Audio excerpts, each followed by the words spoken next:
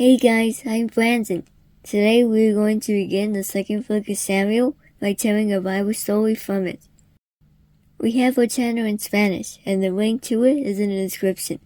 Don't forget to see our arts and crafts videos. This story can be found in 2 Samuel chapters 5 to 6, 1 Chronicles chapters 11, 13, and 15. Let's listen to the story. After the death of King Saul and Jonathan in battle, David was first anointed king of Judah, then king of all the tribes of Israel. David was 30 years old when he became king. For the first 7.5 years of his reign, David ruled from Hebron. David then decided to take Jebus, later called Jerusalem, which was held by the Jebusites, as the new capital of his kingdom.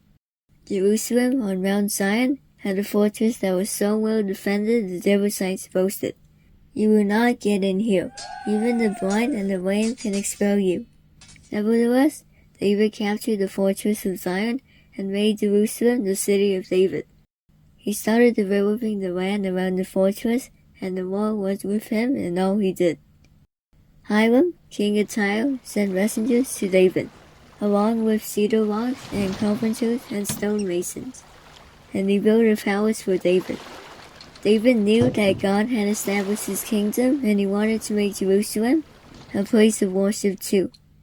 The Ark of the Covenant had been at the house of Abinadab at Kiriath Jearim, Baalah, for the last 92 years. David wanted to bring it to Jerusalem and put it in the new tabernacle he had built.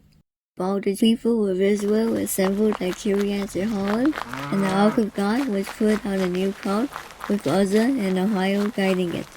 They did not think it was important to obey God's instruction that the ark was only to be moved by the Levites. David and all the Israelites were celebrating with all their might before God, with songs and with harps, lyres, tambourines, cymbals, and trumpets. When they came to the threshing floor of Kidon, Uzzah reached out his hand to steady the ark, because the oxen stumbled. The Lord's anger burned against Uzzah, and he struck him down because he had put his hand on the ark. He died on the spot. David was afraid and asked, "How can I ever bring the ark of God to me?" The ark was taken to the house of Obed-Edom the Gittite, where it stayed for the next 3 months. While the ark was at his house, the Lord blessed Obed-Edom and his family. David decided to bring the ark to Jerusalem, but do it the way God had instructed Moses. It should be moved. "No one but the Levites may carry the ark of God," David announced. The Lord chose them to carry the ark and minister before him. When the Levites had carried the ark for 6 steps, David made sacrifices to God. David asked the Levites to choose musicians to make a joyful sound with lyres, harps, and cymbals.